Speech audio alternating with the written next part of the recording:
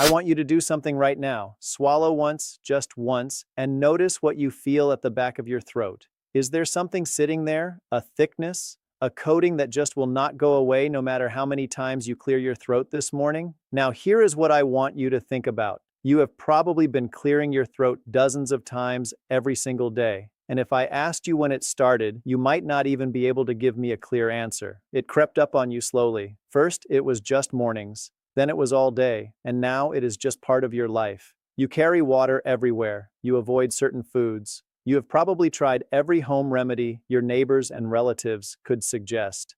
And yet here you are. Here is what I need you to hear. That mucus is not random. It is not simply your age catching up with you. Your body does not do things randomly. Every persistent symptom is your body's way of communicating something specific. The question is whether you know how to listen. And today I'm going to teach you how. Because in my experience working with older adults in preventive health, I have seen this particular symptom, persistent throat mucus, misunderstood and mismanaged more than almost any other. People are handed lozenges, they are told to drink more water, they are dismissed, and the actual cause sitting quietly underneath everything never gets addressed. Today we are going to change that. I am going to walk you through 5 specific research-supported causes of persistent throat mucus in adults over 55. And I'm going to do something that most videos on this topic never do. I'm going to tell you which 2 of these causes are almost certainly working together in your body right now, because they almost always do, and how that combination makes everything dramatically worse. My name is Dr. Franklin. I work in preventive health and senior wellness. And my commitment to this community is always the same. Plain language, real research, practical steps you can start using tonight. Before we go any further, drop a comment below and tell me this. Is your throat mucus worse first thing in the morning, or does it stay with you all day long? Because your answer to that one question actually tells me quite a lot about what is driving this in your body. Write morning or all day in the comments. I read every single one. Now let us get into it, starting with the piece of biology that most people have never been told, and it changes everything about how you understand this problem. Your body produces mucus every single day, nonstop, around the clock. And that is completely normal and completely healthy. Mucus is your body's protective coating for your airways. It catches bacteria, dust, and viruses before they can settle deeper into your lungs. It keeps the delicate tissue lining your throat moist and resilient. Without mucus, your airways would dry out, crack, and become vulnerable to every pathogen you encounter. Mucus is not the problem. The problem is what happens to that mucus as we get older. Here is something that research has confirmed clearly, but that most people are never told by their doctors. There is a system in your body called mucociliary clearance. Your airways are lined with millions of microscopic hair-like structures called cilia. Their job, done millions of times a day without you ever noticing, is to sweep mucus upward and outward, keeping it thin and moving so it never accumulates. In a younger adult, this system is efficient and fast. Mucus gets produced and cleared almost instantly. But studies confirm that as we age, these cilia slow down. They beat less frequently, and the result is that mucus that would have been swept clear in seconds at age 40 can pool and accumulate for hours at age 65 or 70. What this means practically is that any factor pushing your body toward excess mucus production will hit harder and last longer in an older adult than in a younger person. That is not a complaint about aging, it is simply the physiology, and understanding it is the foundation of everything we are going to talk about today. So, with that context in place, here are the 5 causes, and I want you to listen carefully because I am going to tell you which ones tend to stack on top of each other. The first cause is one I want you to pay very close attention to because research consistently shows it is the most frequently missed explanation for persistent throat mucus in this age group. It is called laryngopharyngeal reflux. You may have never heard that term. Let me explain it in plain language. Most people are familiar with heartburn, that burning feeling in the chest after a heavy meal, classic acid reflux. But there is a quieter, more deceptive version of this problem, one with no chest burning, no obvious digestive discomfort whatsoever, just a throat that will not settle down. Here is what happens. At the junction where your esophagus meets your stomach, there is a muscular ring called a valve. Its only job is to stay closed after you eat, keeping stomach acid locked away where it belongs. As we age, this valve can gradually lose tone, like a rubber band that has been stretched too many times. And when that valve does not close completely, stomach acid makes its way upward, not just into the esophagus, but all the way up into the throat, the voice box, and sometimes even the nasal passages. Now, here is the biological detail that makes this so significant. The tissues of your throat are not built to handle acid the way your esophagus is. Even the smallest trace of acid reaching your throat triggers an immediate protective response. Your body rushes to produce thick mucus to coat and protect that irritated tissue. This is completely logical biology, but when this is happening night after night while you sleep, you wake up every single morning to that familiar heaviness at the back of your throat and you have no idea why. Because there is no heartburn, no chest pain, no clue pointing toward your stomach. Research published in clinical ENT literature shows that up to half of people with this condition report no heartburn at all, just chronic throat clearing, a voice that sounds rough in the mornings, and mucus that starts accumulating the moment they wake up. Ask yourself honestly, is your throat significantly worse in the morning than it is later in the day? Does it worsen when you bend forward? Has your voice sounded different when you first wake up? These are the fingerprints of silent reflux. And when I get to the action plan, I will give you specific practical steps that can begin making a difference tonight. One additional note here that is worth your attention. If you regularly take anti-inflammatory medications for joint pain, ibuprofen, or naproxen, for example, peer-reviewed research has established that this class of medications reduces the body's natural protection of the stomach lining.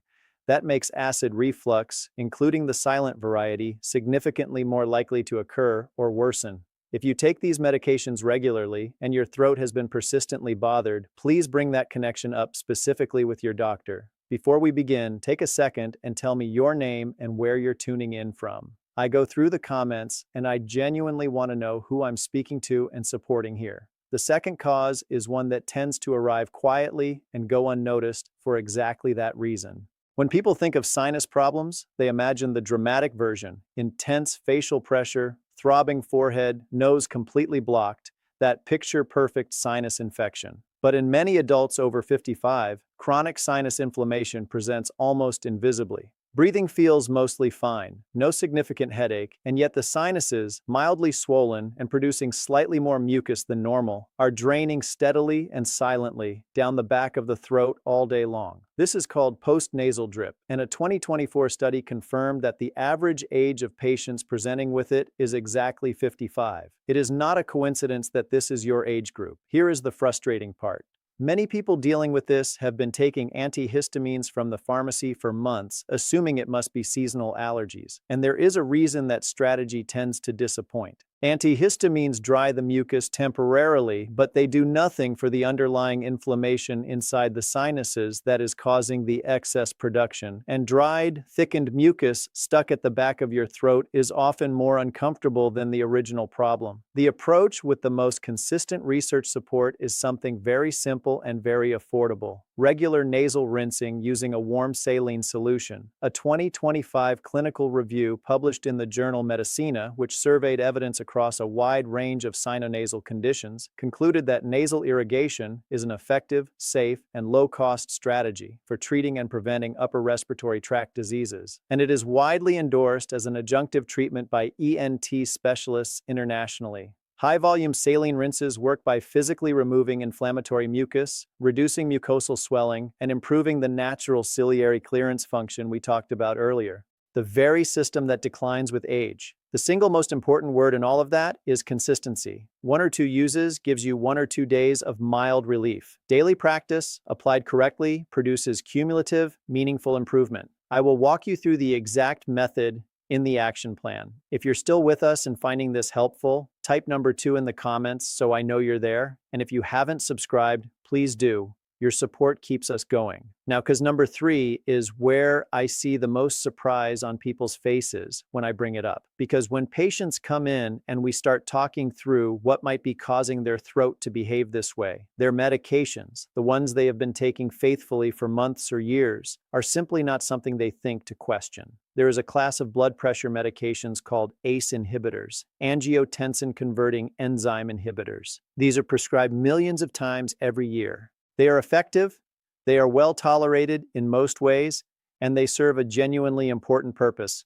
But they carry a recognized class-wide side effect that the research documents clearly. They allow a substance called bradykinin to accumulate in the body. And in a significant proportion of people, studies report between 5 and 20% of users that accumulation triggers persistent throat irritation and an ongoing urge to clear the throat. Crucially, this is not an allergy. It is not something unusual happening in your body. It is simply how the drug works, and your throat happens to be sensitive to the effect. Here is the detail that causes this connection to be missed so often. The side effect can take weeks or even months to develop after starting the medication. So, if you began a blood pressure pill 8 months ago and your throat started bothering you 6 months ago, you may never have connected those two events. But that timing alignment is exactly the pattern the research describes. A large-scale study of more than 27,000 patients found that adults over 65 had a 53% higher odds of experiencing this throat side effect compared to younger users. This is specifically relevant to this audience. If you take a blood pressure medication and you are unsure whether it belongs to this class, your pharmacist can tell you in under a minute.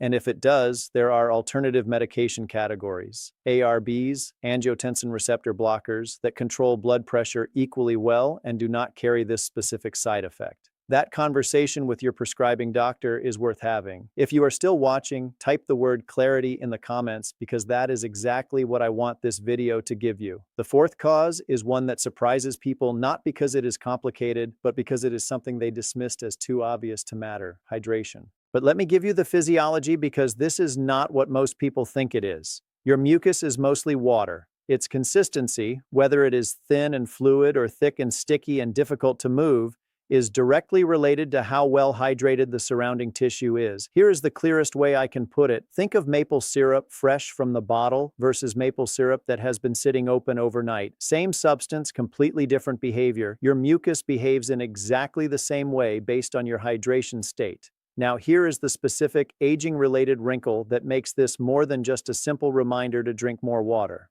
Research has established clearly that the thirst mechanism becomes significantly less reliable as we age. A younger adult feels thirsty well before they become meaningfully dehydrated. In older adults, that early warning system is blunted. You can be dehydrated enough to noticeably affect your mucus consistency and your daily comfort without feeling particularly thirsty at all. Waiting for thirst to prompt you to drink means you are consistently operating behind the curve, and a mildly dehydrated state maintained day after day keeps your mucus persistently thick and sticky in ways that amplify everything else we have discussed today. A practical fluid target referenced widely in clinical nutrition guidance is approximately 30 milliliters per kilogram of body weight per day from all sources. Water, herbal teas, soups, and water-rich foods all count toward that target. But the behavioral key is deliberate, consistent intake throughout the day, not catching up when you feel thirsty. If you're still watching and this helps, type number 4 in the comments. If you haven't subscribed yet, hit that button and the bell so you don't miss any future videos.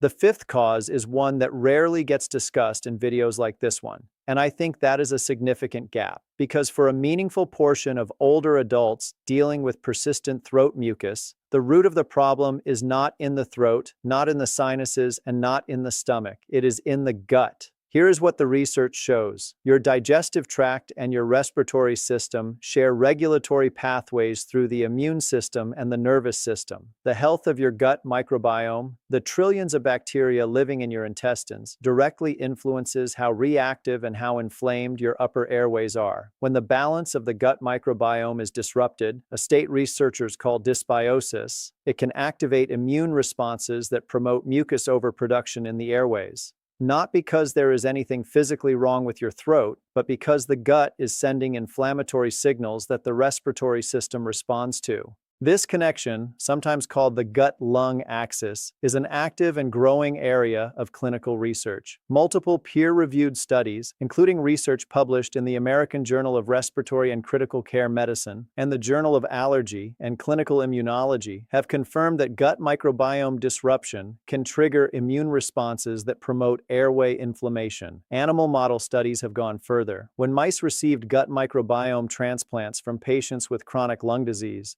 those mice showed measurably increased airway mucus production, demonstrating a direct causal link between gut health and what happens in your airways.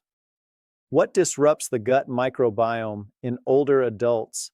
A diet low in fiber and fermented foods, repeated courses of antibiotics over the years, high sugar intake, chronic stress.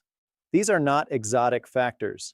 They describe the daily reality of a very large proportion of older adults. You will not fix a gut airway axis problem with a throat lozenge, but you can begin supporting your gut microbiome through consistent daily choices, and I will include that in the action plan.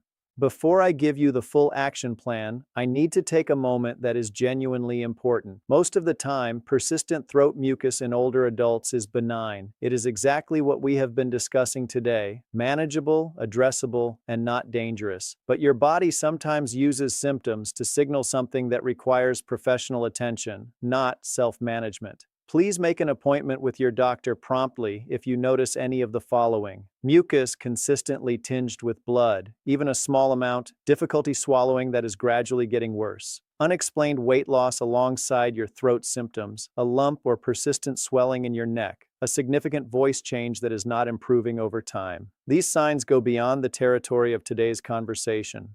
Please do not work around them. Bring them to your doctor. Now for the action plan. This is the part where everything we have covered translates into something you can actually do. Tonight, stop eating at least 3 full hours before you lie down. When you eat and immediately recline, your stomach is still processing, and the valve we discussed earlier has its hardest time staying closed. 3 hours of upright time after your last meal is one of the most evidence-supported behavioral steps for reducing nighttime silent reflux. Elevate the head of your bed slightly, not with extra pillows under your head, which just bends your neck. Use a firm wedge placed under the headboard legs or mattress. Even a few centimeters of incline uses gravity to your advantage and meaningfully reduces the amount of acid that can travel toward your throat while you sleep. Before you sleep tonight, drink a full glass of warm water. This simple act supports overnight hydration and helps keep your mucus thinner so that morning accumulation is less severe.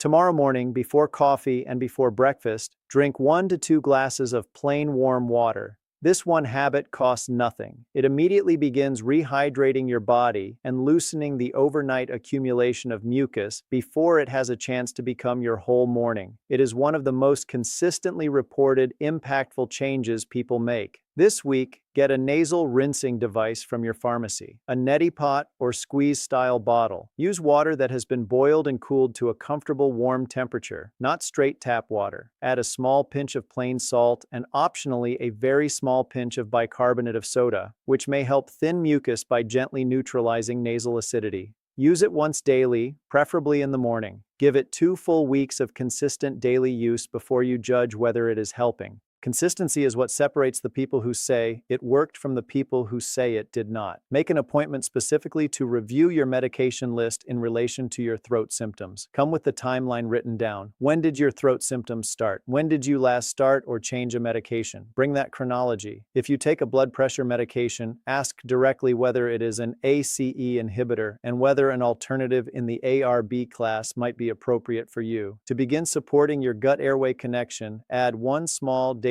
serving of a fermented food to your routine. Plain yogurt with live cultures, kefir, a small portion of kimchi, or sauerkraut. These choices begin to diversify and support the gut microbiome in ways that research links to reduced airway inflammation over time. This is a long-term strategy, not an overnight fix. But long-term strategies are the ones that actually change your baseline. Set hydration reminders. Keep water accessible in every room where you spend time, and eat more water, rich whole foods, cucumbers, watermelons, soups, herbal teas. Your mucus will thank you within days. A quick word on popular home remedies because I know you have tried some of them.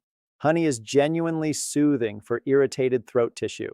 It is not harmful and can calm symptoms temporarily, but it does not address any of the 5 causes we discussed today.